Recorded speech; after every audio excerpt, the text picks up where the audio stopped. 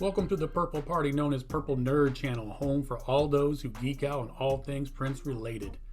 Now, when it comes to the album Musicology, personally, it's a very important album to me, as I had only been to 2 Prince shows in my entire life, and both of those shows were during the Musicology tour. And one of the shows I went to, I actually had a brief encounter with Prince, and one of the first videos I did in this channel was telling that hilarious story, and I'll have a link to that video at the end of this video. Musicology was released exclusively through MPG Music Club on March 29th, 2004.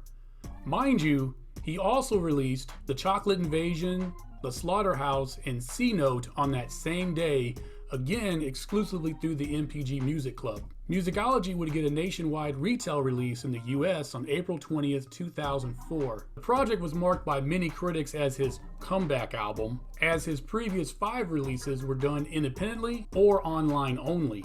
Musicology was released on MPG Records, but distributed through Columbia Records. Musicology would end up peaking at number 3 on Billboard's Top 200, number 3 on the R&B charts, and number 3 in the UK, while also making it into the top 10 in 9 other countries, selling over 2 million copies on its initial release. But not without controversy, as anyone who bought a ticket to Prince's hugely successful Musicology tour would get the CD, as it was built into the price of the ticket. Of course, Billboard didn't like this, and in a nonchalant way kind of made it out that Prince was cheating and kind of fluffing his sales numbers by doing this. And then made a rule that basically you can't do that. That you have to give people the option to buy the CD at the show, and if they decide not to do the CD, then you need to reduce your ticket price. 3 singles were released for this project: Musicology, which peaked at number 8 on the R&B charts, Cinnamon Girl, which peaked at number 43 in the UK, and Call My Name, which was a promotional single but still made it to number 27 on the R&B charts. Videos were released for Cinnamon Girl,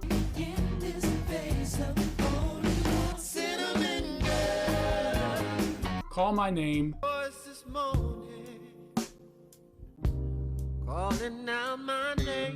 and Musicology.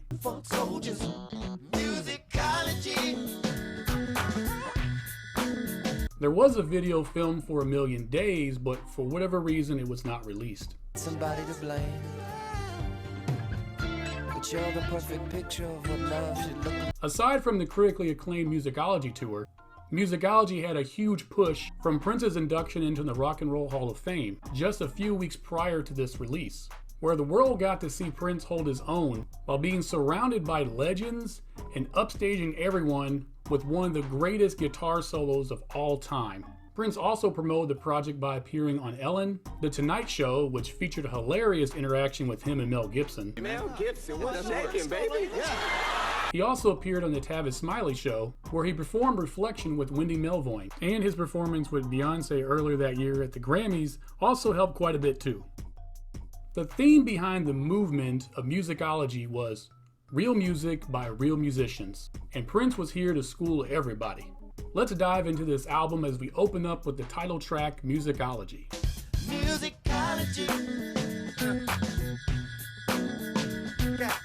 On this song, Prince gives us a taste musically and lyrically of what music influenced him. Many people have said that this song is actually a reworking of an unreleased song called Come Electra Tuesday. She got a movie star attitude, girl can't hide. But I've heard that song and I kind of see somewhat similarities as far as the melody and the synth groove of the unreleased song. But to me, they're really too far apart for me to say that one was built off the other one. Next is Illusion, Coma, Pimp, and Circumstance.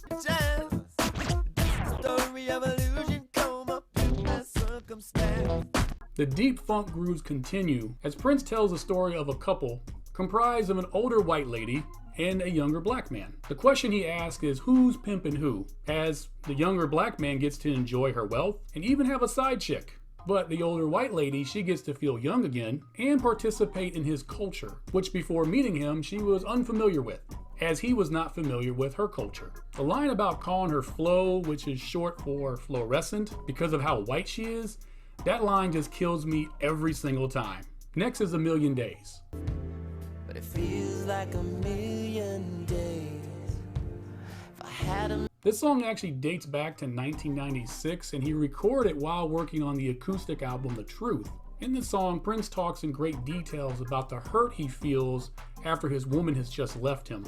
And he now knows full well he is the one to blame, but his pride keeps him from apologizing to her. Next is Life of the Party. Let the life of the party. He's gonna party with you. He's gonna party with you. Doing all This is my jam right here. This epic party song not only has Candy Duffer doing her saxophone skills on it, but she also sings on the chorus. Prince described his type of party, which is dancing, singing, live music by a live band, etc., etc. He shouts out Candy Duffer in the song and even gives a shout out to Outkast as well. He even takes a playful shot at Michael Jackson with the line, my voice is getting higher. I ain't never had my nose done. and calls out the people who criticize his musical choices as well as his fashion choices. There's actually an alternative version of this song with pretty similar lyrics, but Prince's vocals have the Camille effect applied to them. Cause you got the news.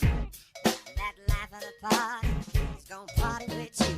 Next is Call My Name. In 3 hours, but I love it when you call my name. Yes, I do.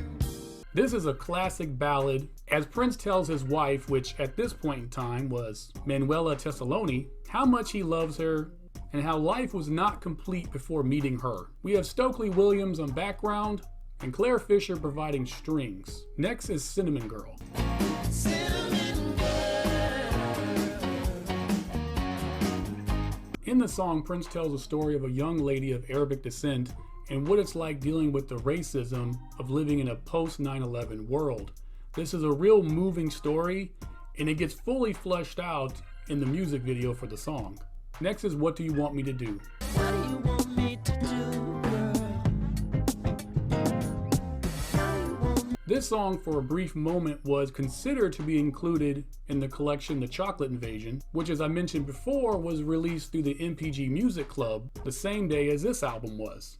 In the song, Prince tells a woman who is openly flirting with him, even though she knows he's married, and questions her motives. Next is The Marrying Kind. Honey, I tried to tell him that you were the marrying kind. In the song, Prince is having a conversation with the lady that has been presumably cheated on by her man. And Prince tells her, I told him that you were the marrying kind and that you would leave him for a faithful man. Next is If I Was the Man in Your Life. If I was the man in your life. This song blends seamlessly from the previous song as if they were recorded in the same session. But nope, this song was actually recorded in 1998, and with some alterations reworked in 2004 for this project. This song basically continues the conversation from the previous song, as Prince explains to this heartbroken woman that if you were my lady, this is how I would treat you. Next is On the Couch. Don't make me sleep on the couch.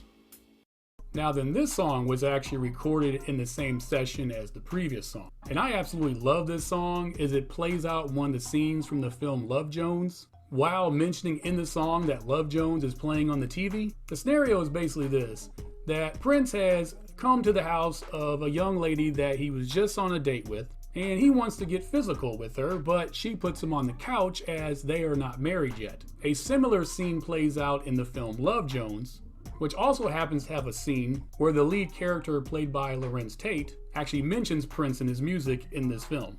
Next is Dear Mr. Man. To say, maybe we should write a letter. A somewhat political song as Prince talks about our fallen world and gives Bible verses and different amendments to help us guide us on the path to reconciliation. The song was featured on Cornel West's album Never Forget, A Journey of Revelations. Maceo Parker shows up on the song doing his horn magic, and Sheila E. comes in for some additional percussion on top of John Blackwell's drums. Next is Reflection. I wanna play you this old song. It's about love. In the song, Prince is poetically reflecting on the old days before he made it big, and imagines his now wife with him back then, creating like an alternative reality as he reflects on his past and celebrates his present and admires the future ahead.